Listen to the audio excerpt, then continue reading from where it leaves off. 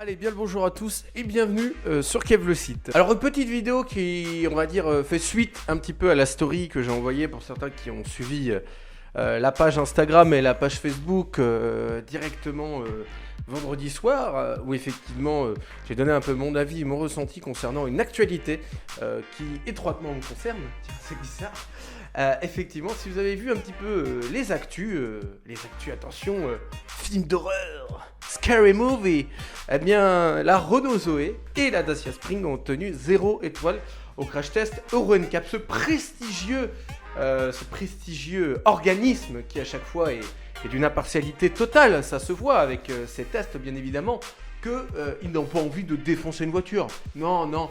Alors on va vous expliquer tout de suite que la Renault Zoé, non, n'est pas une voiture dangereuse.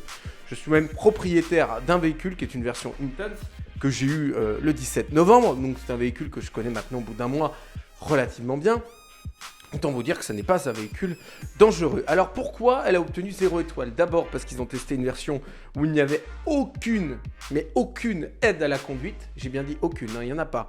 Vous n'avez pas de freinage actif d'urgence, vous n'avez pas le fameux système de maintien dans la voie, vous n'avez pas la détection de piétons, vous n'avez pas le système anti-fatigue, vous n'avez pas toutes ces choses-là. Vous n'avez en fait rien du tout. C'est une version tout simplement bas de gamme qu'ils ont pris pour faire leur test. Ça déjà c'est scandaleux.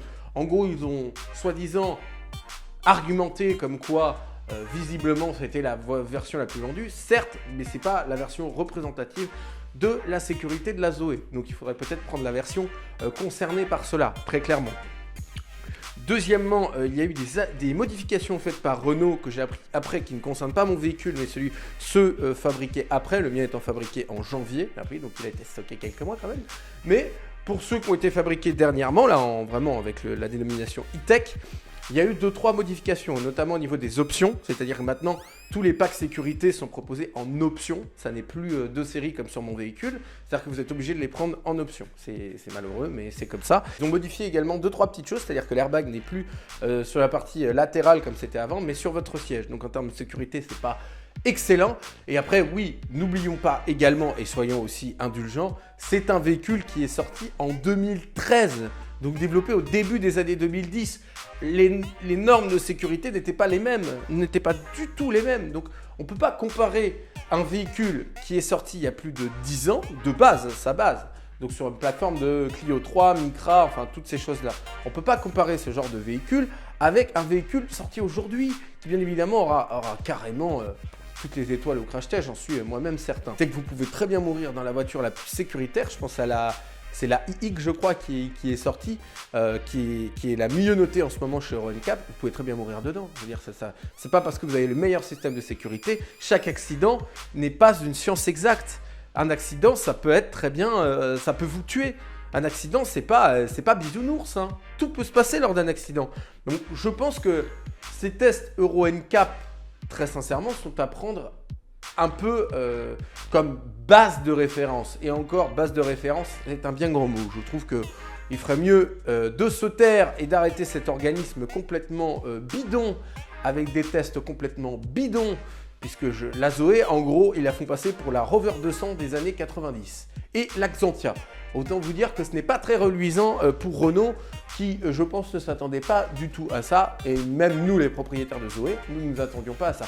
Autant la Spring, c'était justifié, c'est un véhicule à 13 000 €, bonus déduit, donc forcément, il y a des concessions qui sont faites, mais sur les Dacia, on le sait très bien, la sécurité, c'est pas la priorité de ce genre de véhicule. Mais ça soulève quand même un point que je voulais vous parler ici sur ce blog, c'est est-ce que la sécurité, c'est pas un petit peu pour les riches? C'est-à-dire qu'on dit gentiment, bah oui, vous avez acheté une voiture d'entrée de gamme, bah vous êtes pauvre, donc ça veut dire qu'on vous file une voiture qui n'est pas du tout sécuritaire et dans laquelle vous allez mourir dedans. En gros, hein, c'est la référence, vous avez bien compris par rapport à tout à l'heure que c'est pas du tout ce que je pense, mais bref, c'est ce que ça veut dire pour le client lambda. En gros, vous voulez un véhicule sécuritaire, eh bien il va falloir monter en gamme et prendre une classe S, prendre un véhicule à 100 000 €. Vous êtes pauvre, vous n'avez pas de sécurité, vous avez le droit de mourir dans votre véhicule.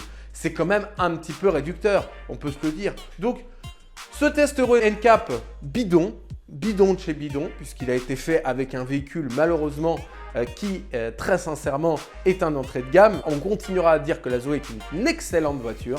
est un très bon véhicule pour les usages qu'on lui demande. Je ne vous dis pas que c'est la plus belle voiture du monde, c'est la plus jolie, la mieux finie. Non, c'est une voiture qui est utile pour les usages qu'elle propose, encore une fois. Pour les autres, il y a d'autres véhicules, allez voir ailleurs, quoi. La concurrence est là pour ça.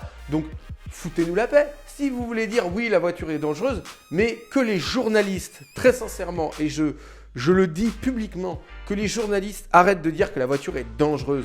Quand je vois les articles qui sont passés, vous ne pouvez pas dire que la voiture est dangereuse. Elle a été développée, il y a eu des milliards d'euros de mis sur la table. C'est pas possible de dire qu'un véhicule est dangereux. C'est pas parce qu'elle a mal été notée à un organisme indépendant que ça y est, c'est un mauvais véhicule. Pas du tout. Et tous les propriétaires comme moi vous le diront, c'est un excellent véhicule. Sur ce, les amis, je vous laisse vous renseigner parce que c'est ça le plus important. Renseignez-vous parce que c'est pas vrai ce qu'ils disent. Donc, je vous invite vraiment à aller vous renseigner sur ce véhicule pour voir que c'est loin d'être un véhicule dangereux et qu'au contraire, il a ses qualités et que vous arriverez à en trouver. Et puis pour les autres, pour les cons, voilà, parce que je vais le dire, pour les cons, passez votre tour et allez voir la concurrence. Allez voir ce que fait Tesla avec ses véhicules vendus comme des smartphones et assemblés comme des smartphones, c'est-à-dire comme de la merde, plutôt que d'aller voir des véhicules français fabriqués en France. Cocorico, voilà, c'est ce que j'ai envie de dire. Eh bien moi je préfère acheter français et mourir dedans, si c'est ce que vous pensez. Allez, sur ce les amis, je vous souhaite à tous une excellente journée à la lecture de Kev le Site, je l'espère. Et je vous laisserai aussi sur Kev le Site, bien évidemment, un article qui est sorti sur moi, ça y est, où je parle bien évidemment de mes équipes, hein, puisque le monde ne tourne pas qu'autour de moi, donc j'essaie de parler aussi des équipes avec lesquelles je travaille. Donc n'hésitez pas, il sera disponible directement. Et dès que j'aurai le lien en numérique, je vous le passerai, vous pourrez aller le voir directement. Chers amis, sur ce, merci à tous de votre fidélité. Je vous souhaite une bonne journée et prenez soin de vous.